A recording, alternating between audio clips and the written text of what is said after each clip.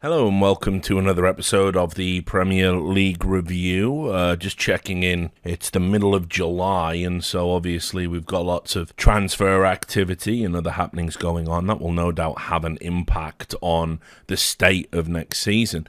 Before we get into that though, I did just want to talk about Dele Alli, which I didn't think I would be doing within the context of Premier League Review. Obviously his career hasn't been in a great place for a while, and it wasn't clear what his future looked like or what league he would be playing in, but he has certainly been in the headlines recently. A few weeks ago, Sean Dyche said that he was interested in the prospect of having a meeting with Dele Alli and that he wanted to talk to him about potential future at Everton, getting his career back on track, which I thought was very surprising because on its face, Dele Alli hasn't looked like a Premier League caliber player for some time and wasn't particularly effective even in his loan spell at Besiktas, from which he's just returned. That's not why I'm talking about him. He had a somewhat spectacular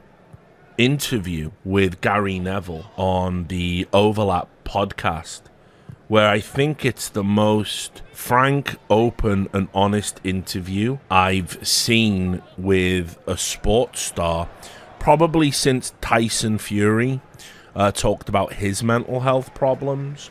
It was really shocking in a lot of it, and kind of does really underline how the issue of mental health and how that can impact on performance. We don't do a good job of it still in sports. All this money and all the resources we have to be able to track stats and monitor fitness levels, all these incredibly sophisticated training regimes that we can put in to develop talent, and we just don't safeguard against emotional issues, mental health problems, and addiction. The players keep slipping through the cracks. It's happening, all the time. And it really does reframe Dele Alli's spell at Tottenham under Mourinho. And Mourinho got a lot of sort of praise for how direct and blunt and harsh he was with Dele Alli. But now with this new information coming to light, it sort of doesn't paint Mourinho, who I really like and respect as a person and a manager. It doesn't really paint him in a great light. It doesn't really say great things about Tottenham as a club. It doesn't really say great things about the Premier League as a place to be. And so anyway, Dele Alli did this interview. He said that, he was adopted as a child. He'd been sexually abused as a child, and that in his early 20s this was really starting to impact on him mentally, which a lot of people, again, football Twitter's a nightmare for the just terrible opinions people hold. People were saying, well, why was he so good and why would it affect him later? I mean, you have no idea when these things are going to start to emotionally weigh on you.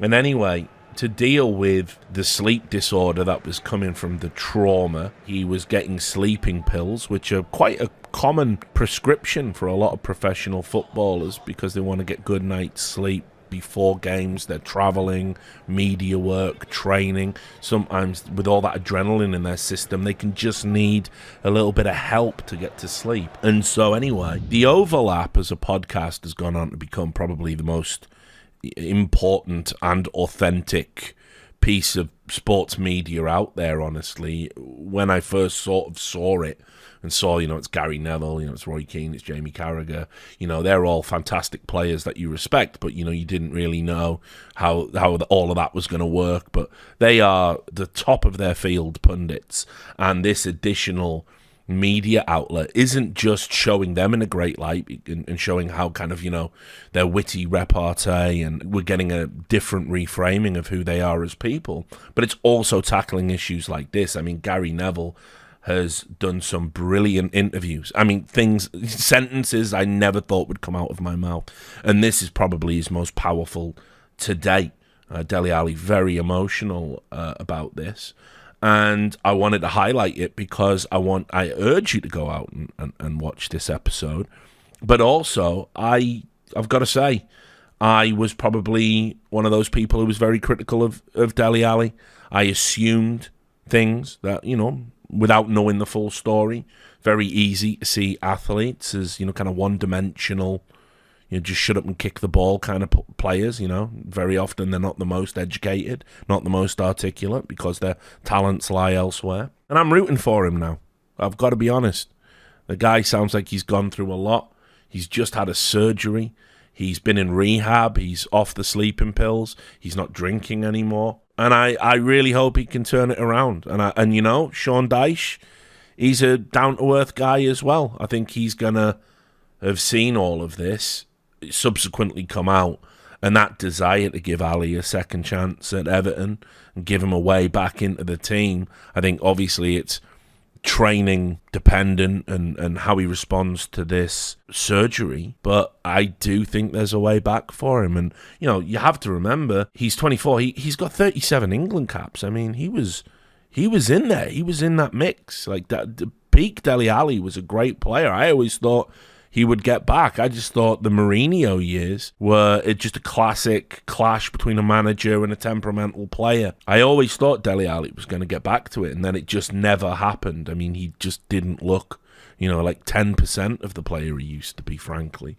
So, and now we know, a lot of the reasons for that. So, yeah, I'm going to be rooting for him, but please go and watch that interview. I think it'll certainly change your perceptions around Dele Alli as a player. Now, while we're talking about Everton, they've not been very active in the transfer market, I have noticed, which is upsetting and distressing because they need quality.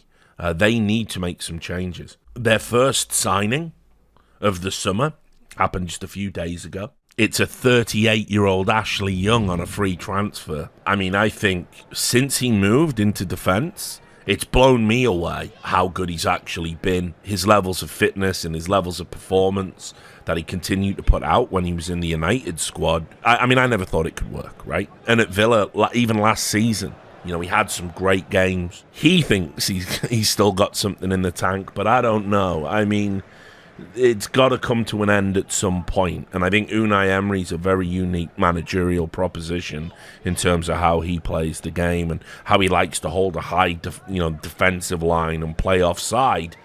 That's great if you're 38, right? Because all you have to do is stand in position. You don't have to get back and chase somebody.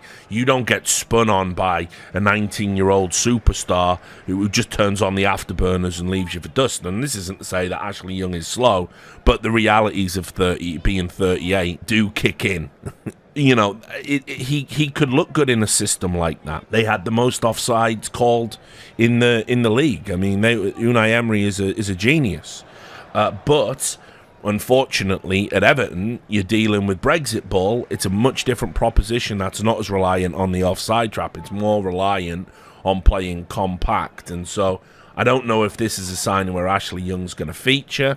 I don't know if this is a signing where Ashley Young is just there for depth in the squad because they've had some injuries.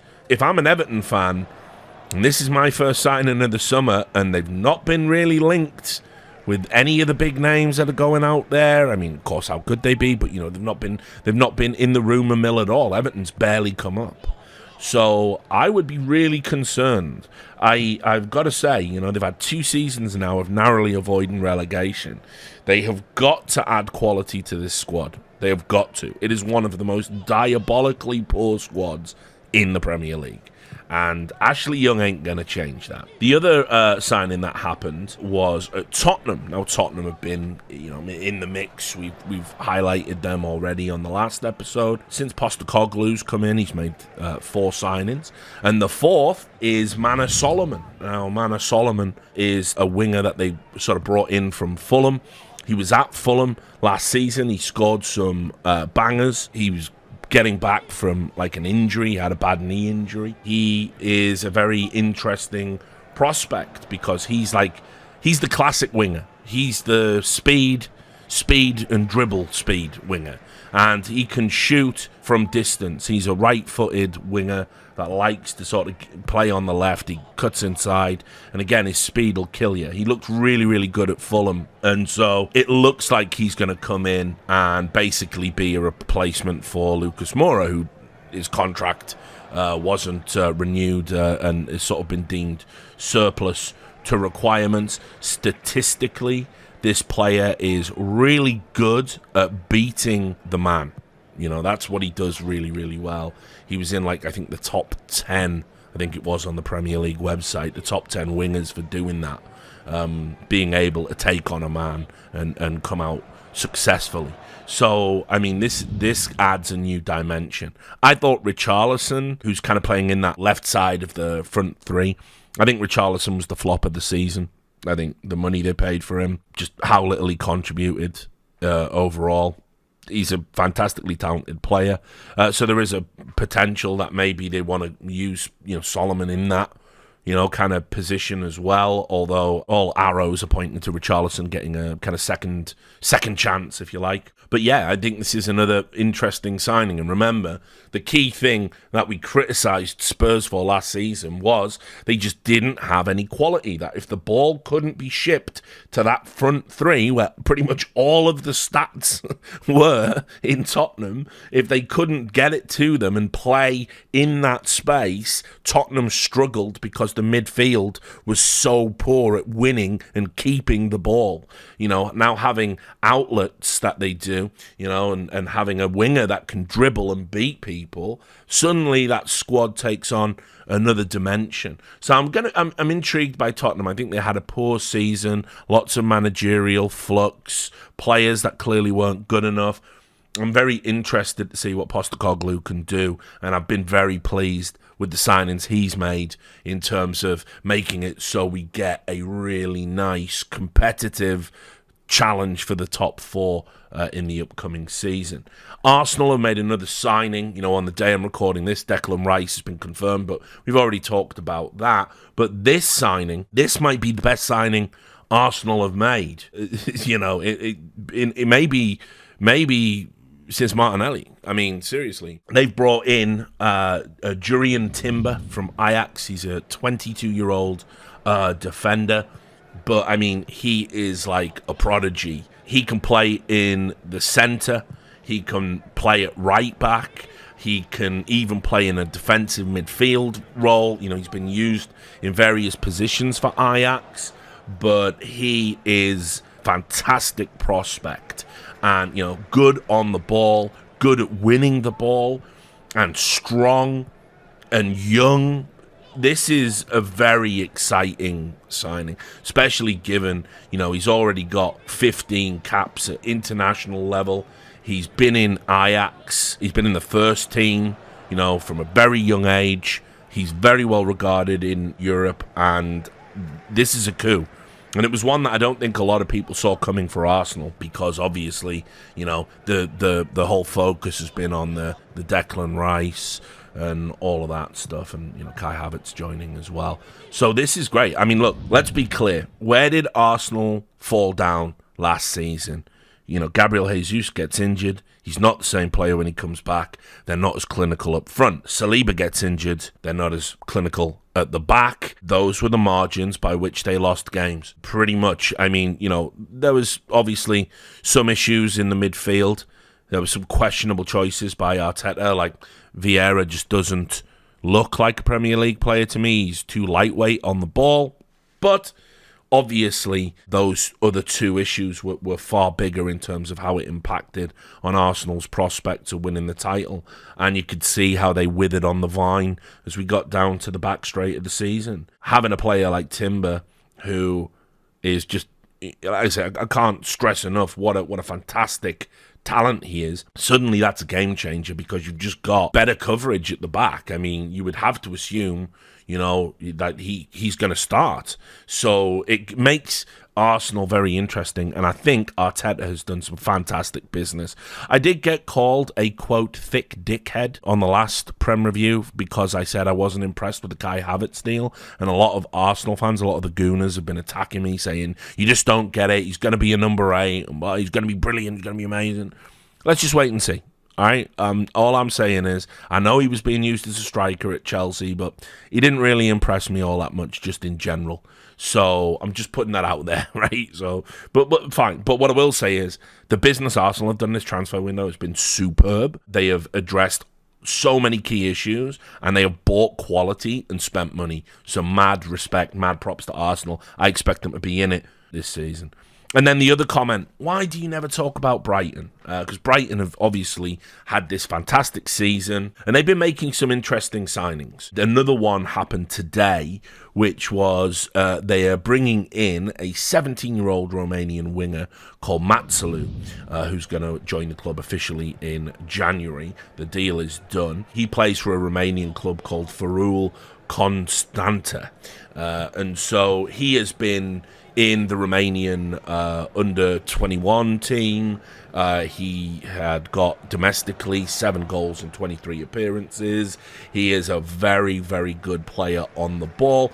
And one of the things you have to say is Brighton have just got this incredible scouting program over there. I think a lot of people, myself included, maybe erroneously attributed it all to Graham Potter. What's clear is that since De Zerbi has got in, you realise that there's something about Brighton as a club that they are making these astute signings. It's not an accident that they keep unearthing these gems, and this Matulu could easily be another one. And signing a 17-year-old from Romania, a league that obviously isn't particularly high on quality, making that kind of deal, it's going to be interesting to see if he does get any play time.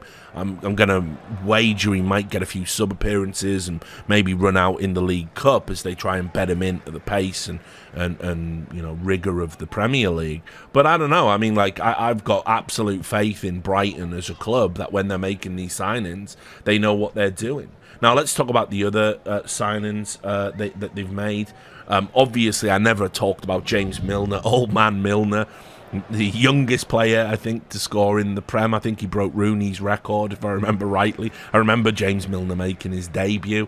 I think he was a fantastic servant to Liverpool. I think as Liverpool wilted last year, James Milner was one of the guys that was still putting a shift in for the club. And at 37, you've got to take your hat off to him. And I think it's interesting that Brighton brought him in on a free transfer. I think there's one thing people talk about James Milner behind the scenes that doesn't seem to get a lot of play. James Milner has shown a lot of interest in coaching and mentoring, and there's all these anecdotes from clubs he's been at, particularly at Liverpool, that on his day off or something he would turn up and he'd be there for an under-17s game and he'd just be watching and giving people pointers and turning up to training sessions. The guy loves this shit, and I think that what Brighton get with him isn't just a model professional, guy who's looked after himself, looked after his body, definitely still capable of playing in the Prem even at 37. He showed that last season. But he's also someone who is going to give so much to a lot of these younger players. And that is kind of this type of signing that obviously they want to make. I mean, the other big bit of business they did, and this was kind of, I don't know how I feel about this, but they brought in Xiao Pedro from Watford. Xiao Pedro is a 21-year-old Brazilian striker, and obviously, Watford didn't have a great time last time that they were in, the Prem. But he basically just played a season in the Championship. He did well, scored some goals there. He's only 21, lots of upside. And so, it's got to be said that, okay, cautiously optimistic about this as a signing as well. And, of course, they signed a 20-year-old goalkeeper called Bart Verbruggen from Anderlecht. They are out there still making business. They are making these really astute, high-value signings with high upside, young players. And while none of them are blockbuster names that are going to blow you out the water, what you will notice is they are basically building up a group of young, talented footballers that are going to have time to develop, time to flourish, and eventually, they are going to sell some of these big names. They are going to sell some of the prospects they've already developed. The latest transfer rumor is, Caicedo is 100% out, but this time it's Man United that are going to get him. So, who knows but Caicedo looks to be done at Brighton. He's another player that they discovered and developed, and they're going to get anywhere between 60 to 80 million for him. So that Brighton know what they're doing. I mean, Brighton are one of the best run football clubs in Europe. No doubt about that. So even if these names aren't blowing you away, believe that these are solid signings, and believe that you will certainly be seeing them in the upcoming Premier League season. And then just the last bit of news is Unai Emery, who I already praised for being a genius just earlier on. He has brought in one of his friends I'm saying friends, I have no idea, but they seem to have a good rapport when they were doing this signing. He worked with a player at Villarreal called Pau Torres, and he's come in to join Unai Emery. This is obviously a defender, so Unai Emery, his intent is clear. He's added some quality in the midfield with obviously Tielemans joining, and he's bringing in a quality defender as well, because they want to maintain that bedrock of how Villa are successful, and that is, as I said, by having a well-drilled, well-organised, high-line, perfect offside trap a la classic Arsenal defence. And Aston Villa, they are incredibly one of the biggest spenders in Europe. If you go and look, it's actually mad. I think they're well within the top 10 spenders in Europe for the last 10 years. It's incredible that they continue to back managers and make these signings. But this is different. I think past managers have spent a lot of money on garbage. And this time, this is not a lot of money being spent on quality. I think Unai Emery, no joke, I think he's on course for a long, long career at Villa, and I think he's going to be very fondly remembered. That, of course, is if another big club doesn't come calling for him. And I really like this signing, straight into the starting lineup for Villa, most likely. And yeah, definitely Villa are one to watch for next season. So there you have it. Those are all the latest signings in the Premier League. I'll be addressing more as they sort of happen, probably in about another week or so. Thanks for listening, and I can't wait for the season to start. I'll see you then.